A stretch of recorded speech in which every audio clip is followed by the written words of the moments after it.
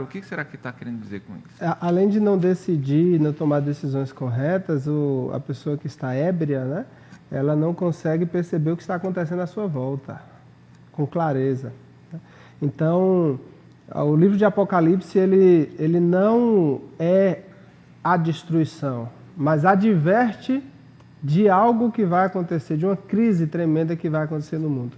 Então, a gente analisa a realidade do mundo hoje. Por isso que Deus ele deixa os sinais, ele deixa as profecias, e a gente analisa a realidade do mundo hoje. Crise política internacional, crise moral acontecendo no mundo todo, crise natural, a gente vai ver várias catástrofes acontecendo, lugares que nunca teve terremoto, tendo terremoto, doenças e epidemias. Quase saímos de uma, ainda não, mas quase de uma epidemia, uma pandemia a nível mundial.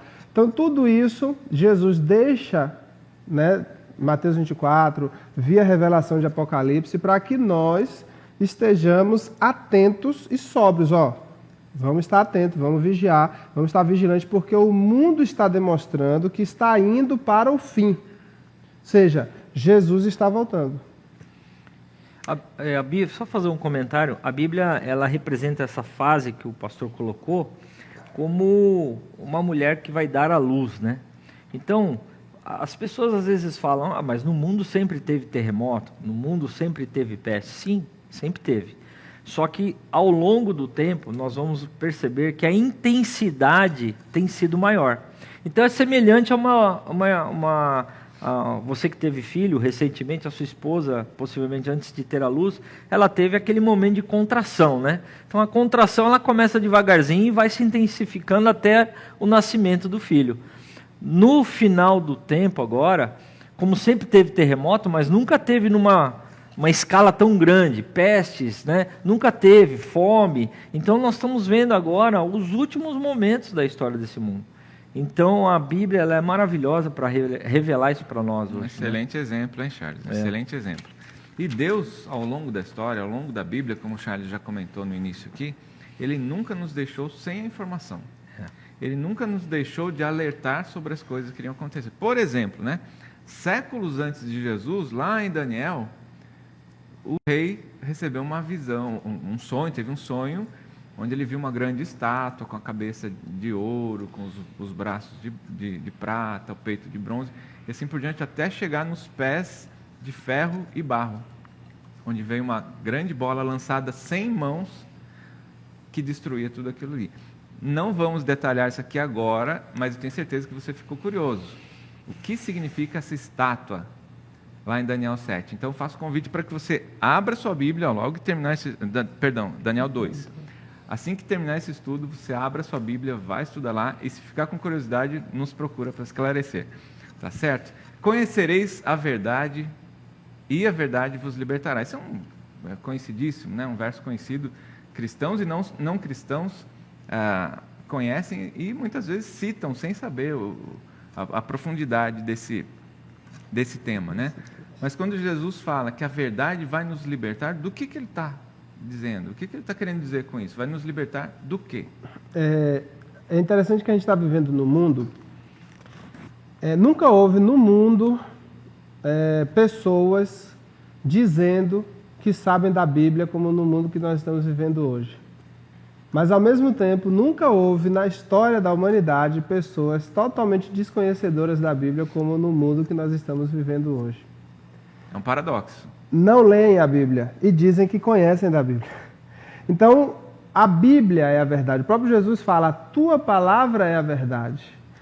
É a única forma de analisar a realidade do mundo que nós estamos vivendo, do fim iminente, de estarmos alertas e vigilantes, é estudando a palavra de Deus, é lendo a Bíblia, é estudando a Bíblia, é tendo a Bíblia como livro de fé e prática, é analisando contexto, cultura, é ler, ler e ler. Não tem outra forma, é conhecer a palavra de Deus, lendo a Bíblia.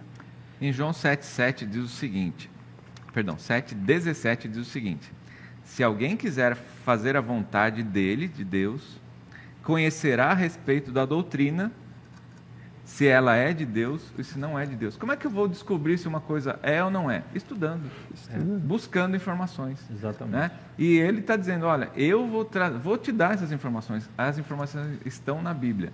Muitas vezes, quando a gente fala de profecia, elas não estão tão claras. Né? Por isso que a gente precisa ter um estudo aprofundado. Mas as profecias estão aí para nos dar um direcionamento. Olha, vai acontecer isso, se prepara. Né? Sejam sóbrios, levem a sério tudo isso que está para acontecer, porque são sinais da volta de Jesus. Eu tive pesquisando esses dias recentemente, no mundo geral, existem mais de 35 mil religiões. 35 mil. E aí, nós vemos como que Satanás atua no mundo, né? Por quê? Para você que está nos assistindo aí, e para você que tem acompanhado o Estudo Central e tem se aprofundado nos temas da Bíblia, você pode perceber que a grande arma que Satanás tem é a confusão. A confusão religiosa e espiritual do mundo, né? Por quê? Como que ele ganha a batalha? Ele vai ganhar a batalha criando religiões que não seguem verdadeiramente a palavra de Deus. Então o Satanás ele é muito esperto nesse ponto, e aí às vezes as pessoas são enganadas por não conhecerem a palavra de Deus verdadeiramente. Então você de repente pode estar aí indo em uma religião que talvez você não conheça os fundamentos dessa doutrina que você tem seguido, mas eu queria dar um recado para você: procure estudar a Bíblia. A Bíblia é a única regra de fé que o cristão deve ter na sua vida, né? Então, de repente, a gente pode estar sendo enganado sem saber. E aonde que você busca informação? Na palavra de Deus. Através do estudo da palavra de Deus. Na palavra de Deus. Os 3 anjos têm um apelo muito forte para o ser humano. Não é só para o cristão ou não cristão. É para todos que querem buscar a Deus de forma profunda e entender a respeito da salvação. O primeiro dele está dizendo a respeito dos enganos de Satanás. Não está dizendo se a sua religião está certa ou se a sua religião está errada. Está falando dos enganos de Satanás. Se a Bíblia está dizendo que está errado, eu sinto dizer que você está errado. E o conselho desse anjo lá de Apocalipse, ele diz assim: sai dela, povo meu. Sai dela para onde? Procura, através da Bíblia, conhecer para onde você deve ir. Para os braços de Jesus. O segundo anjo nos chama a aceitar a verdade ao invés da mentira. Como é que eu vou saber o que é verdade e o que é mentira? Estudando a palavra de Deus. E a mensagem do terceiro anjo nos alerta a respeito de uma marca, né, de um selo que nós vamos receber, que vai nos diferenciar, os que estarão salvos ao lado de Jesus e os que não estarão salvos ao lado de Jesus. E essas mensagens, elas terminam com um apelo urgente. Quer dizer, se ele fala que é urgente, não pode ser para amanhã, como o Charles falou. Não posso deixar para depois. Eu não sei o que vem pela frente, né, pastor? Tem que tomar essa decisão agora. A palavra evangelho, né, traduzido de evangelion, do grego, quer dizer notícia boa. Mas a notícia boa, de acordo com um grande teólogo chamado Charles Spurgeon, só é boa se ela chega a tempo. Senão, não é notícia boa, vai ser notícia ruim. Então, nós precisamos continuar a reforma que iniciou lá em 1500. E a gente só continua a reforma pregando e buscando o que está escrito na palavra de Deus, advertindo o mundo, né?